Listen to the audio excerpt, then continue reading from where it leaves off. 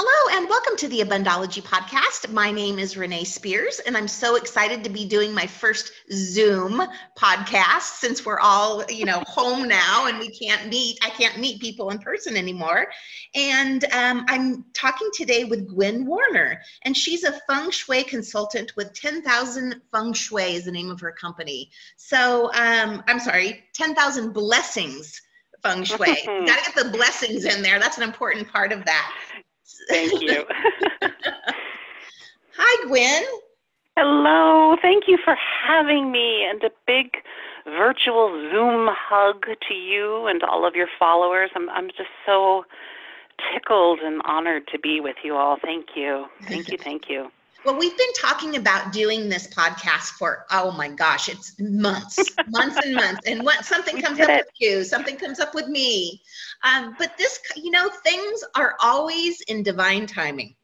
And right now is the absolute perfect time, I think, since we are all home and quarantined and staying home, to talk about Feng Shui for our homes and for us that can help us through this time. Mm-hmm. Yeah, I think it's an extraordinary time where, those phrases about, my home is my refuge. Oh, my goodness, if there's ever a time to create a refuge of joy and comfort and healing, it's now. And so as a Feng Shui consultant, I'm secretly like, this is wonderful. Everybody can be tending to their Feng Shui tasks at home. So, yeah, I agree. That's great. So I know you put together a list of a few simple things that we can all do while we're home that will greatly improve the energy.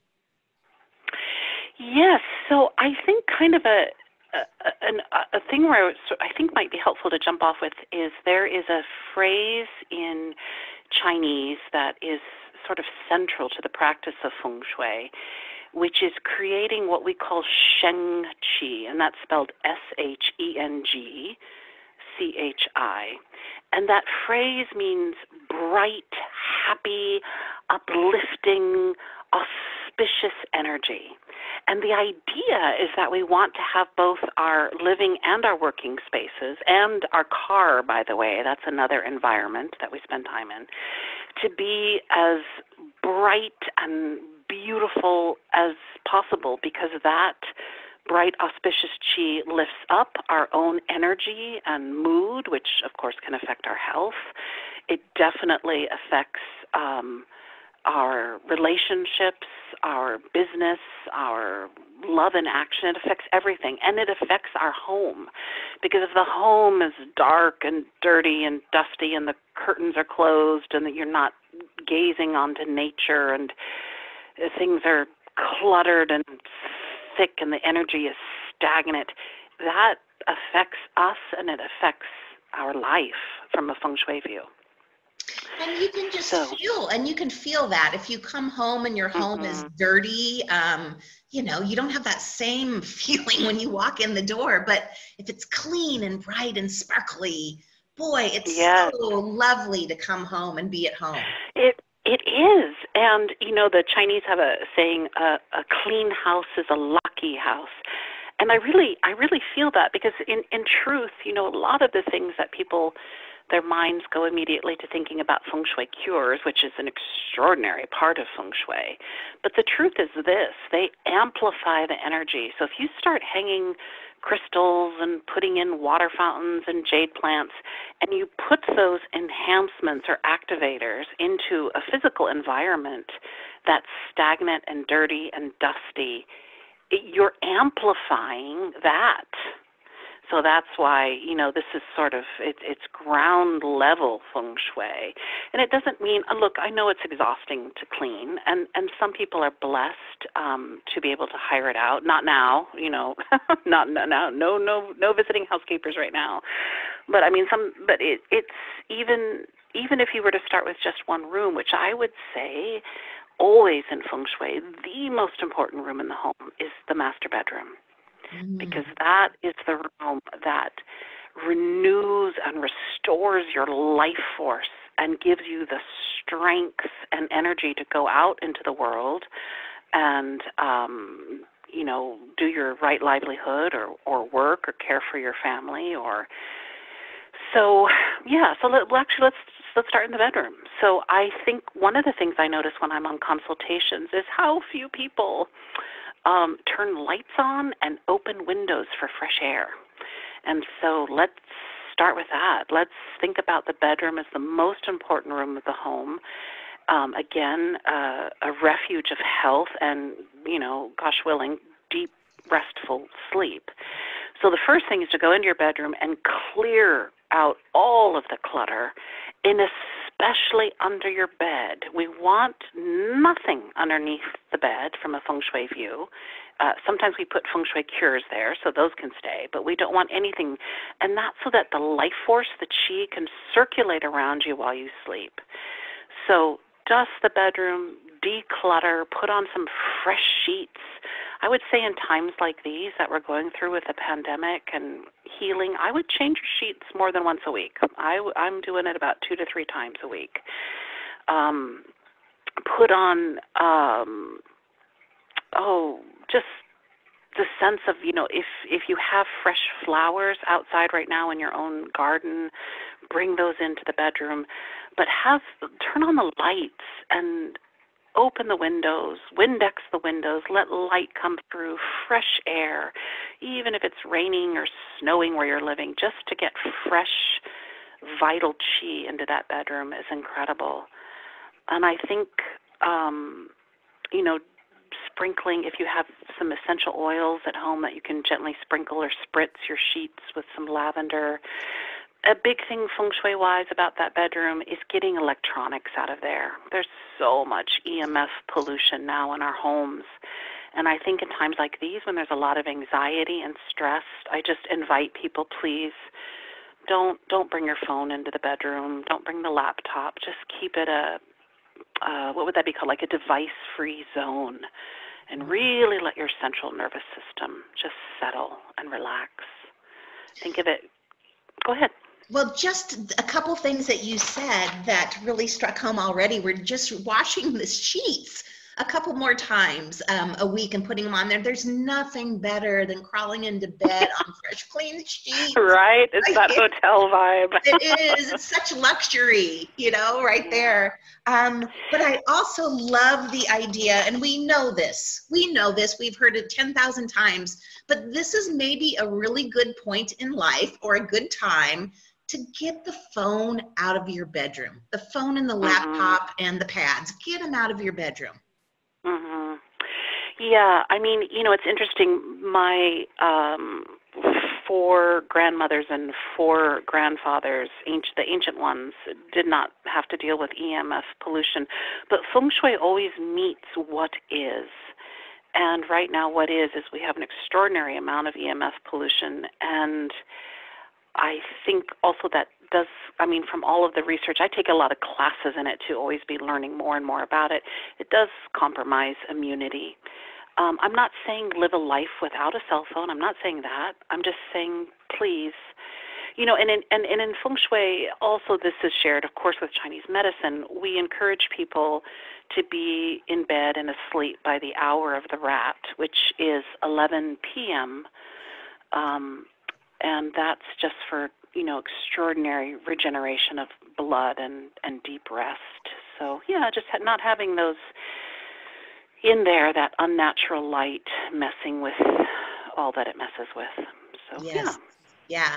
And those are such simple things that we can all do. Clean our room, open the windows, turn on the lights, wash the sheets, and, if we have some fresh flowers, put them by the bed and get your phone out of there. We could probably all do that within the next couple hours, Easy peasy, peasy. And it'll feel so good. Yeah. And I think, in Feng Shui, there's a theory, it's called the theory of Qi relativity, and it means what is closest to us affects us the most.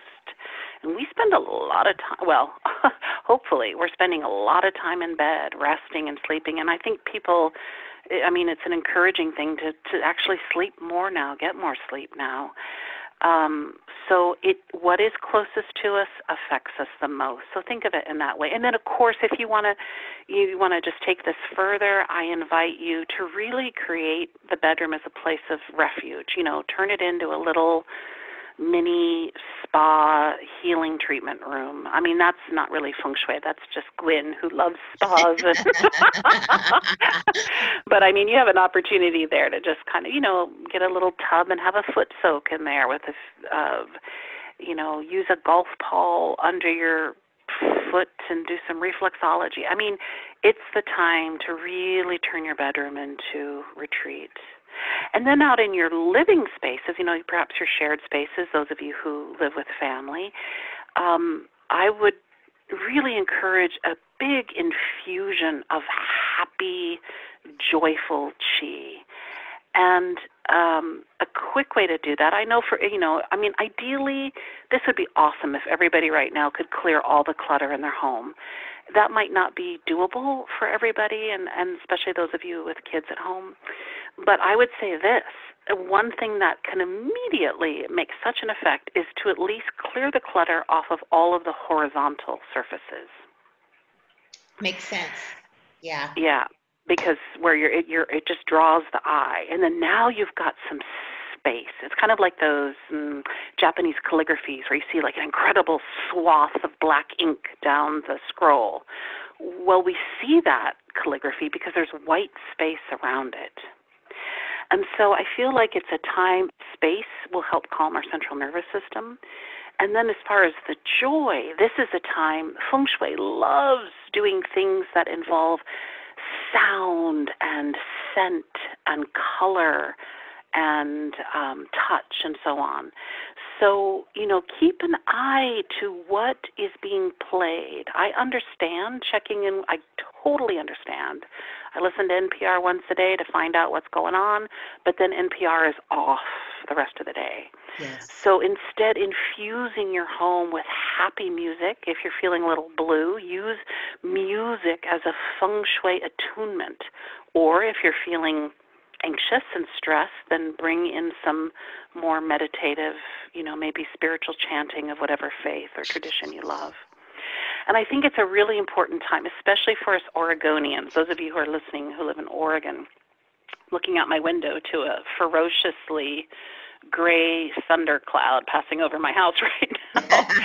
And this is not the time to be getting up and wearing gray and black every day. Nothing against those colors, but I do encourage us, I think it's time to infuse some happy colors, what we're wearing.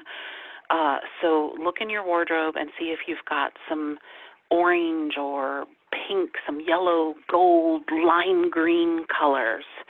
We live in a very, very yin climate. We were blessed last week with tons of sun. But, we live in Oregon, in Portland. It's a rainy, wet, yin climate. So we have to work a little bit harder to get the yang qi, those bright color going. So I think bed sheets, I think the clothes you're wearing each day, I think it would be a wonderful time to go around your home and look at all of the photos and art that you have displayed in your house and just double check that the art, and especially photographs, are from happy times in your life. And just change it up. I mean, this is a beautiful time. If you've always had a picture somewhere, just do a little, this is like free decorating. You can shape-shift art from different rooms right now. And those of you who have at home, and I know getting things right now, I'm trying to be very, very respectful with things I say. If it happens that you shop at a Whole Foods or New Seasons or Natural Grocers or online, it's a beautiful time to treat yourself to an essential oil diffuser, a steam diffuser if you don't already have one, and start diffusing essential oils. In Feng Shui, we use sweet orange a lot because it both uplifts our chi and our life force and our happiness, and it also is brilliant at dispersing inauspicious, heavy, stagnant energy. So This is a beautiful time to use music and scent and color to really help support you at a time like this. And those are such good reminders, especially in spring too. How easy is it to get some really colorful, tulips right now, or daffodils?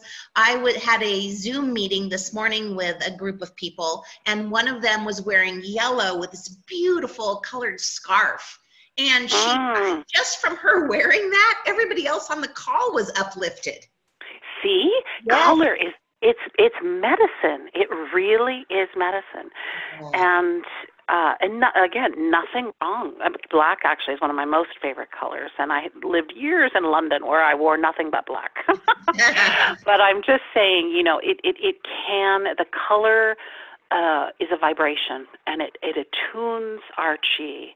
And so if you are feeling, not everybody is, but if you're feeling anxious or stressed or sad, go towards those bright and happy colors. Like you just so beautifully said, the woman, she adjusted your chi by wearing that color. She did, definitely. Not just mine, but the 20 other people that were on the meeting too. So it's fabulous and fascinating how something as simple as that can change and shift energy. I know. It's amazing. It's cool. I love my world. I love the world I get to work in. I'm so grateful. So another thing I was thinking about actually is what is named in Chinese, we call it the mouth of Qi, and that translates in English as the front entrance. So just like when we open our mouth to eat broccoli and kale and walnuts, etc., and that gives our body life force, the architectural front door, and that is regardless of whether you live in a home or a condo or a townhouse or yurt, whatever it is that you live in, that architectural front door is where, from the Feng Shui perspective, we open up that door to what we call the dragon's cosmic chi, which is a way of saying basically universal life force. Wow. And when we open up that front door, what we're doing is we are welcoming blessings and opportunities and miracles and synchronicities. And by the way, if you're a business owner, clients or patients or customers, and you're welcoming them all into your home or home office or place of business. So since we're speaking about home on this call, the mouth of Qi, again, we want to make it as bright and beautiful and gorgeous. It's funny, I will go on to a consultation and the doorbell won't be working. And then later on in the conversation, as we're working together, they'll say something like, it's just like I work and I work, but I don't have any opportunities, or I'm working so hard, but I'm just not visible and people aren't seeing me or coming to me. And I'll kind of make the metaphoric connection. Yeah, people are ringing the doorbell, but there's no answer. Or, opportunity can't knock because there's no knocker. Right. So on and so on. Or people whose house numbers are totally invisible. You drive by the house like 15 times trying to, is this the right address? So it's about being seen so that these benefactors and, in Feng Shui, the gods of wealth need to know how to find you. Yes. And so to, power wash, or just with a hose, wash out all the cobwebs again and the dust and the dirt, it might be time to refresh the doormat. And again, when you buy one, please, please, please get one that's cheery and uplifting. Think flowers and birds and happiness, and pots of, bright, again, those yang colors of flowers, or the pots painted in those colors. And for those people, who live in apartment buildings or condos or so on, we have an interior front entrance, you might, and I know there's HOA rules that one has to work with, but, if you're able to still put out a doormat, that's fantastic, or perhaps some gorgeous silk, large size in proportion with your door, silk orchids. on either side to flank the door, or perhaps a beautiful silk wreath on the front door. You know, just get creative with what you have. But that mouth of chi is really, it's an important place. And I think for those of you people listening, I'm talking to you, that park in your garage and always come through the garage door and never, ever, ever open your front door. No. Starting today, when you go out on your daily walk, start to use that front door, please, and open it up. And every time you open the door, stand there as if and open your door wide, as if you use your arm to gesture in the gods of wealth and the benefactors and the clients. Ring your doorbell 9 times in a row. Wake up the chi and imagine that opportunities are ringing. Blessings. You're ringing in blessings. Oh, I love that. I love that so much. I can just visualize standing at the front door with my hands on my hips, inviting in, all of that business and opportunities and good energy. It's fabulous. Yeah. It's one of my, you and I were speaking a little bit earlier about how much I love Chinese New Year. And in my Feng Shui world, I've learned through the years from many different Feng Shui masters, different versions of a very profound ceremony that's called welcoming the gods of wealth. So I probably practice about 9, 10 different versions of this. But what's interesting, we have a little kitty, and part of it is you go outside on Chinese New Year's Eve, you do this ritual, and then you literally walk back into your home and imagining that thousands of wealth gods are following you back into your home. And then you take them around your home, and you want them to be comfortable because you want them to live there, right? Yep. So you're showing them, well, here's the tea cupboard, here's where we watch Masterpiece Theater. If you want to soak in the Japanese soaking tub, here's where you can soak. You want them to feel like honored guests. And it's extraordinary because our cat watches, literally his eyes are watching these gods of wealth come in. I mean, it gives me goosebumps just now even thinking about it. So, when you start to use the architectural front door, that's the life force that feeds you and your family. And I swear to you, I'm telling you the truth, when you practice Feng Shui, and I'm not saying, oh, you have to be a consultant. No. I'm just saying when you start to practice and use Feng Shui as a way of life, you will be astonished by the blessings and benefactors and helpful people and miracles that just start to come. And the mouth of chi is part of that. So, we have things, and people are welcome to get in touch with me about this. We, for example, have a cure that's called the 6-coin red tassel that we put under the doormat that is pointed in the direction of your wealth area or wealth gua of your home, which is kind of like a metaphor for here's where we want the money to go. We want it to end up in the wealth area. So there are Feng Shui cures. We love wind chimes outside the front door that just gently are, again, ringing in blessings. So if you've got a doorbell or door knocker, either way, be today, have fun, be opportunity knocking, be blessings ringing to come in. And if you don't love the sound of your doorbell, I invite you to treat yourself to one that you love the sound of. Oh, that's great. That's a great idea, Gwynne. I love that idea. Yes. Because there's so many doorbells that are obnoxious, and you just kind of put up with it, and the dog's barking and, all of that. So treating yourself to a really lovely doorbell. Oh, it's wonderful. Yeah. Also, I really loved the idea of welcoming the gods of wealth. That it's just such a fabulous thing, coming in, showing them around your house. It's just so simple and absolutely so brilliant. Yeah. Yeah, and that, I think, really dovetails. I mean,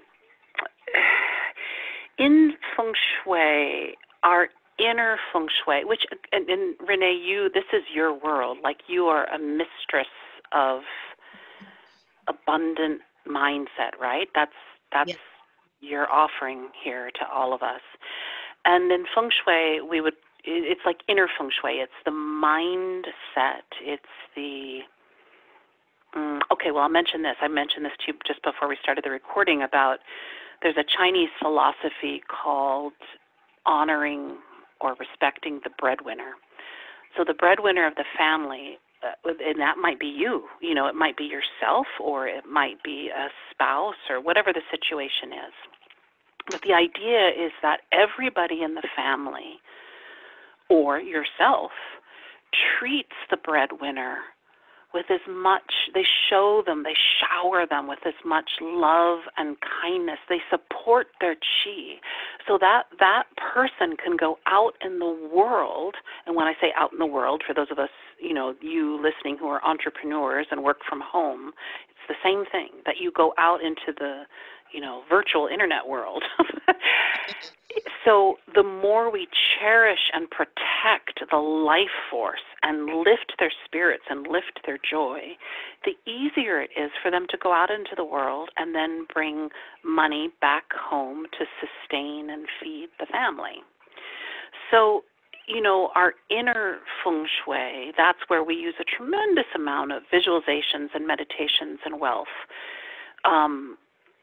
And that then marries, so that's the maybe perhaps more sometimes invisible transcendental methods that we do, ceremonies, rituals, that are married together with visible things that you can physically see. Oh, I see the water fountain, I see the wind chime, I see the jade plant, I see the clean, clutter-free desk, that sort of a thing. So it's a wonderful marriage of both and, inner and outer. And you, I imagine you may or may not agree with this, but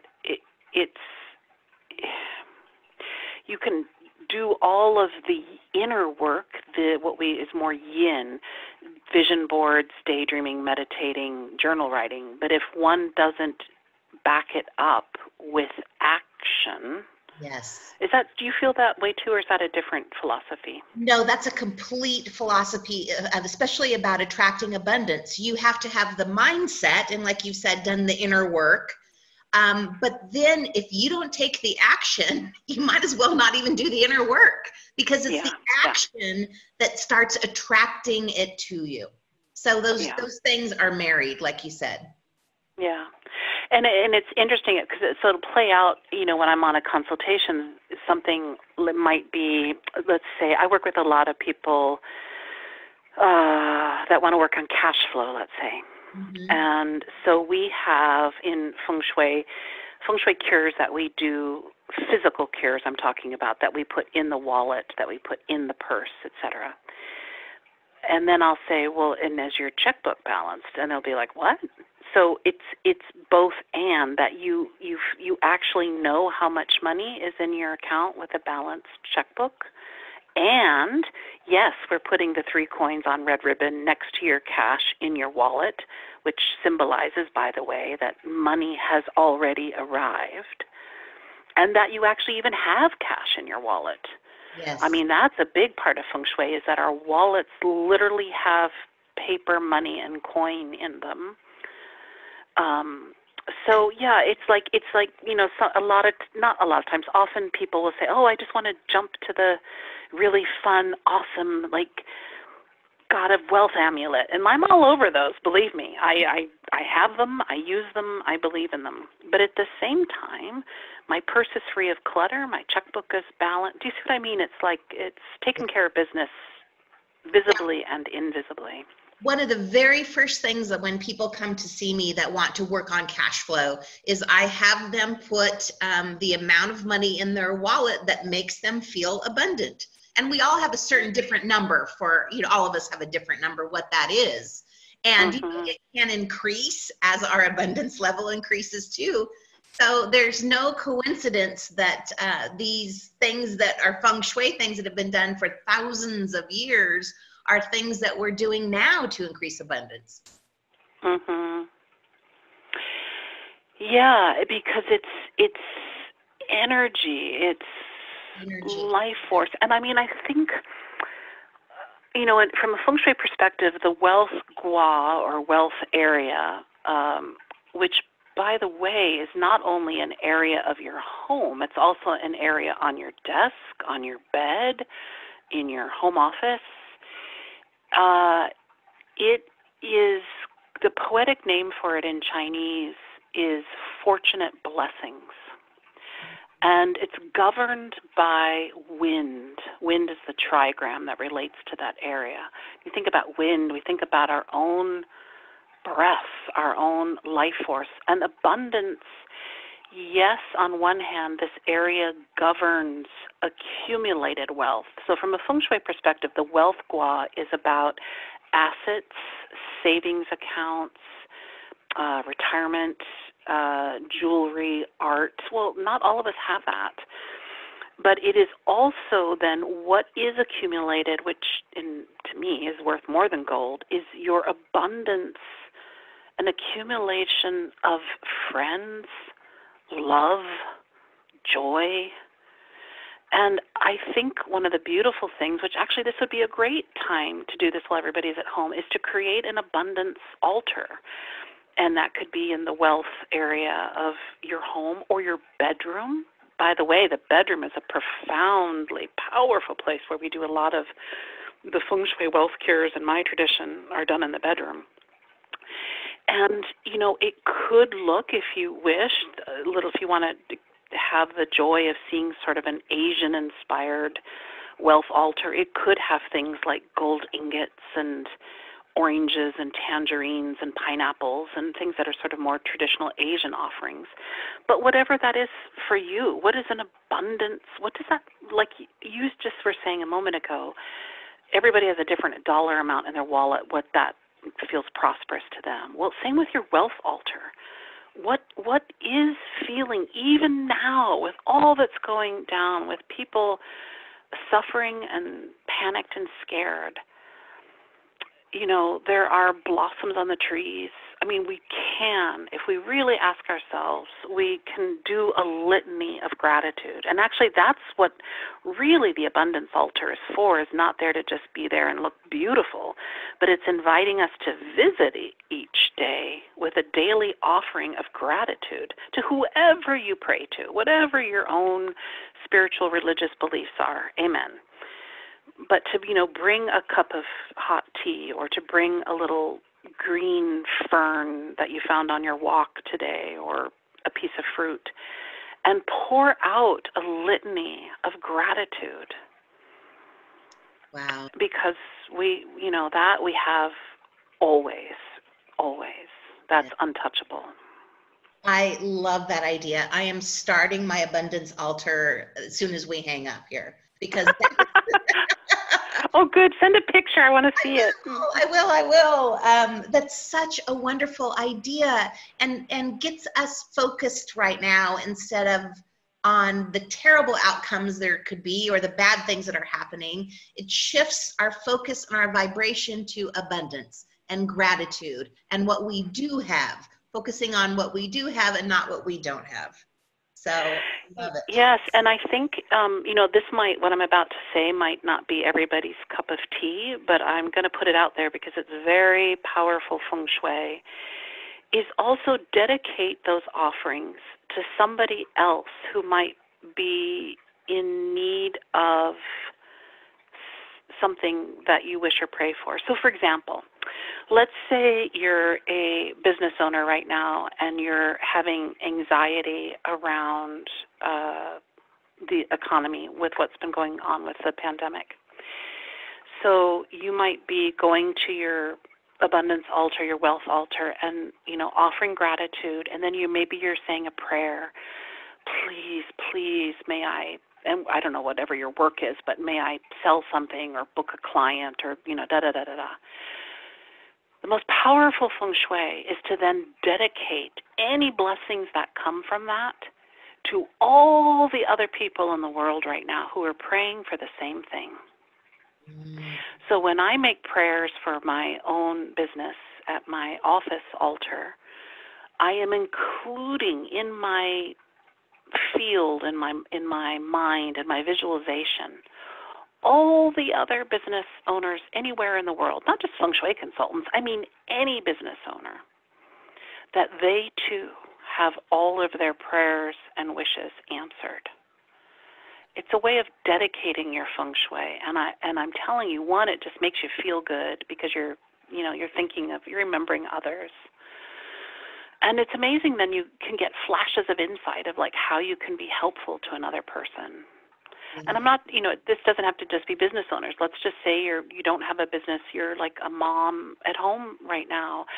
And, so you're praying or making wishes at your abundance altar for easily being able to meet the bills. So you just, in your consciousness, in your visualization, all the other women in the world who are standing before altars right now, wishing for the same thing, and include them. Yeah, that's just lovely. It's lovely. And one of the reasons I feel like I have been so fortunate in my life is because when I do my abundance meditations, I do visualize energy coming to me, but it's never just me. It's all my clients for that day, that month. I have a list of energy that I send people to, a list of people that have signed up to get energy. And then also, like you said, business owners, people that are hurting, people in my city. I always include somebody else in that abundance meditation. So, yes, it's just, yeah. It's beautiful because it's like that phrase going around, we're in this together. I mean, truly, I think we are seeing the interconnectedness like like we haven't seen maybe before for some people in their lifetime. Agreed. And yeah, lifting each other up, and it has really heartened my heart to see around in such, again, I'm not negating or downplaying any difficulty. I mean, there is real suffering going on. People are having funerals. I mean, it is sad. And at the same time, I'm heartened to see loving kindness and care and, neighborly help and all, people sending other people masks or toilet paper. I mean, it's just done my heart good to see that being played out. And again, that's an abundance. That's right there is, yes. Oh, I don't even have the language, but you know what I'm trying to say. I know exactly what you're trying to say. Yes. Well, I could talk to you for hours because we I know, right? language. It's just you practice it one way, I practice it another way, but it's all the same stuff. That's what I love about beautiful. it so much. Yes. Is there anything? Well, you and I will have to have tea when this isolation is over. We'll meet for tea.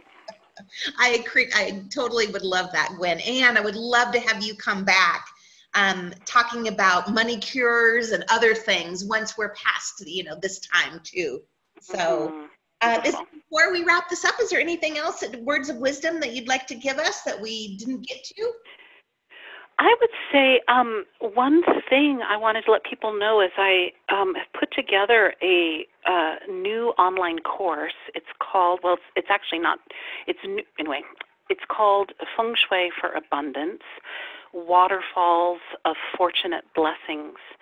And it's an 8-week kind of one action a day course that is a real marriage, again, of that inner and outer Feng Shui. And so it goes into the Feng Shui cures very specifically that you can do. And perhaps we can put a link in it with the podcast here.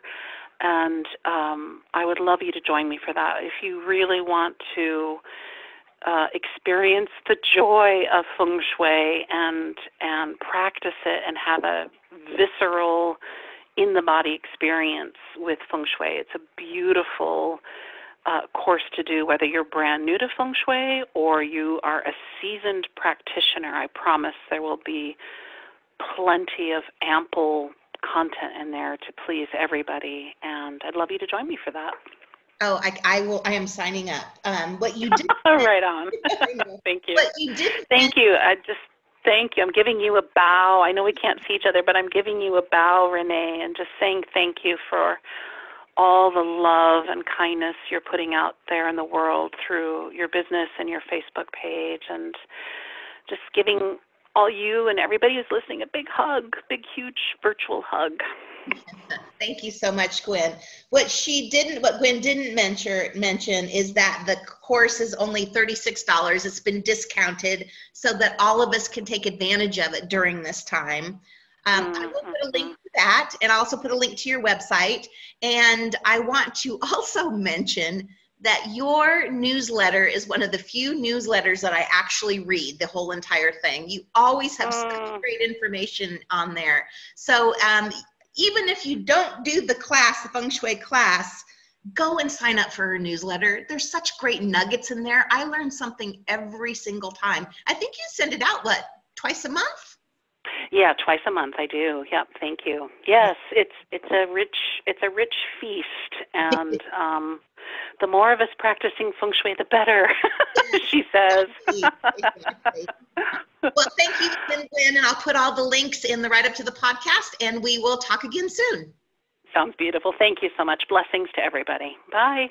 Bye.